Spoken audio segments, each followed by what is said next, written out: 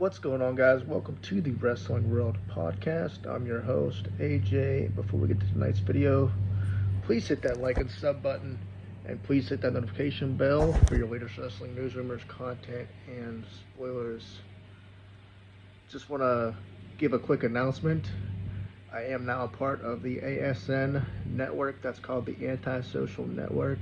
You can find them on YouTube, and it's not that anything's going to change really. It's just I'm a part of a network now, and happy to be a part of it. Happy to possibly be getting some new members in, some new people to the channel, and it's going to be great. So I'm very excited to be a part of this network. This network has a lot of different channels, a lot of paranormal stuff, a lot of wrestling stuff, just a lot of topics in general.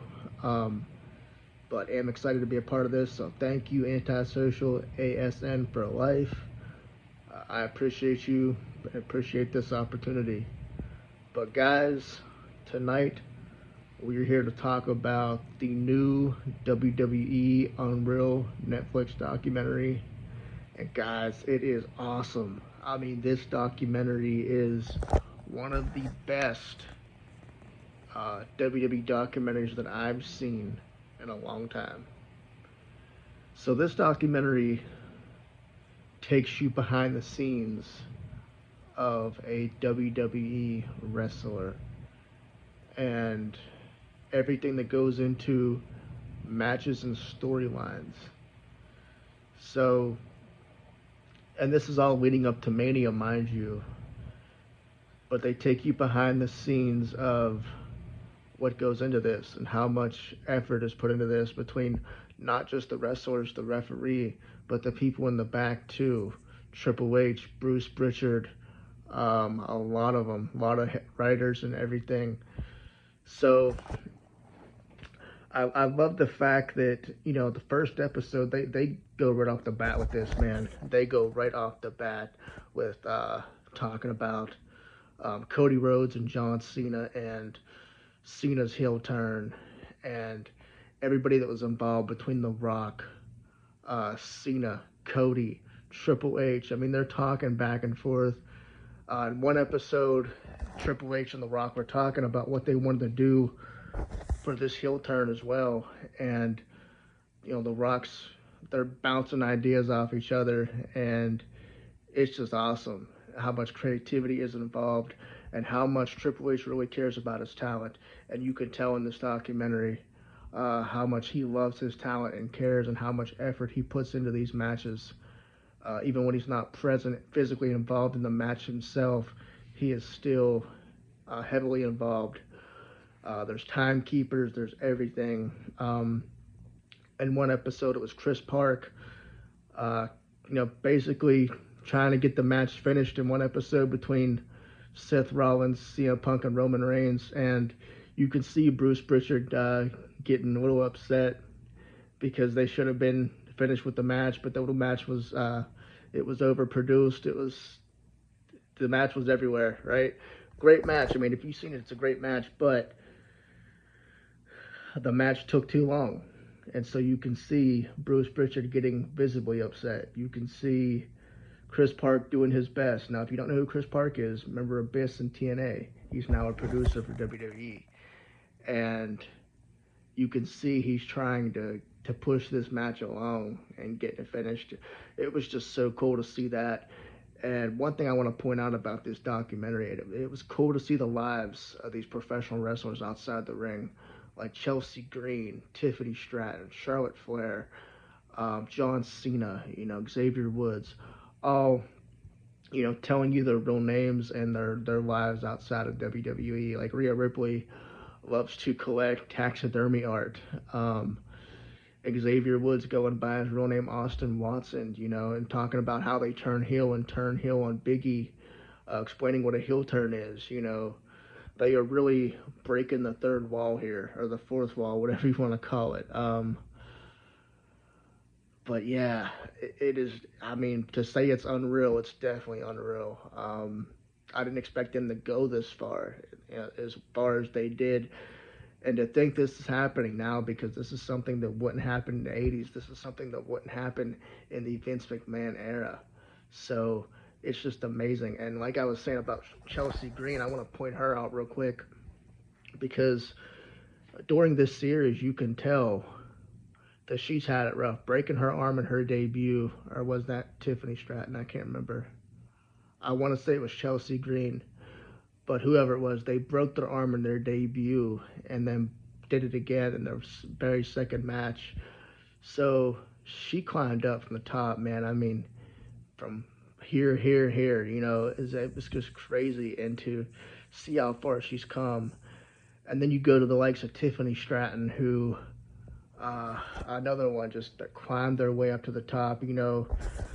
They went into the detail of Charlotte Flair and Tiffany Stratton, how Tiffany Stratton said that line about Charlotte Flair's divorces and how that was unscripted, and Triple H wasn't happy about it, but they were able to get on the same page and everything. They also painted Charlotte Flair in a different light.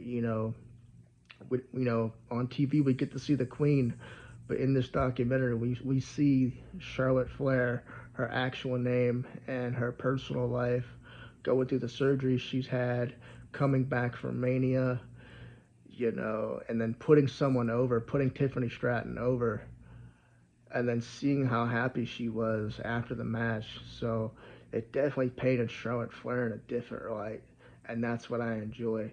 As well as Cody Rhodes, man. Cody Rhodes is the ultimate babyface, and you can tell how much he cares about wrestling. From start to finish, he just wants everything to go well. And just seeing how he interacts with fans, like the meet and greets and everything, he is just the ultimate babyface. I have never met somebody so loved by fans before. And it is just cool to see how much goes in to a wrestling match from start to finish.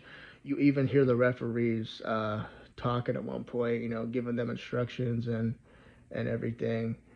Or at least I think we did. I could be wrong, but it seemed like there was just so much going on, so it's hard to remember everything that happened. But man, it was awesome. I mean, you even get to go into the writers' room and hear their thoughts about what they want to do for this match or that match. Gunther versus Jay. They weren't sure if they wanted to put the title on Jay because he was screwing up in the beginning. He was gassing out. And then at the very end, they decided to put the title on Jay and pull the trigger. And the Elimination Chamber, Cena's heel turn, everything that led up to that. The plans back and forth, like I said in the beginning, they were texting each other, coming up with ideas. I mean, it was insane how much effort goes into this. But I love the fact that Triple H is always trying to boost his talent, always trying to give them advice. And he has that headset on in the back. He's going through the motions. He's making sure this goes right, making sure that goes right. The cues are on point, the camera angles, everything. It is insane. Rhea Ripley being nervous for WrestleMania. I mean, oh my God, I urge you guys to watch this because you learn so much about the business. If you're not even a wrestling fan, I urge you to watch this because you will have respect for professional wrestlers after you watch this. I mean, wow.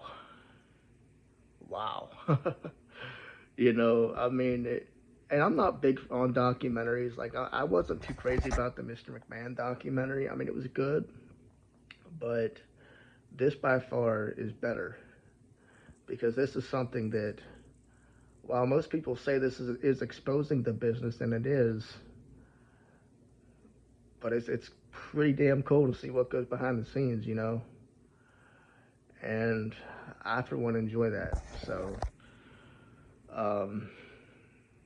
if you're a pro wrestling fan, you'll definitely want to check this out because this, like I said, I didn't expect much going into this. I thought this would just be another, whatever type thing, but they really go into so much detail about everything.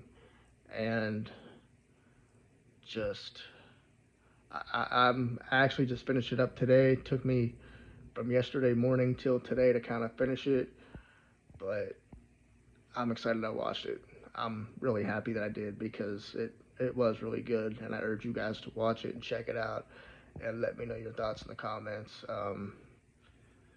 But yeah, I definitely got more respect for Charlotte Flair. Not the biggest fan still, but I do got more respect for her. And Chelsea Green, you know, Cody Rhodes being just the lovable guy he is. So it's hard not to watch that documentary and not have respect for those three, especially like you look at John Cena and you know how much of a team player he is.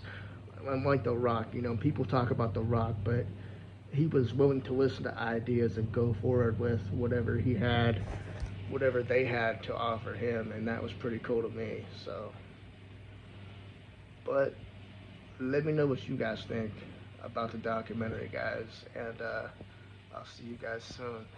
Have a good day, like and subscribe. Good night.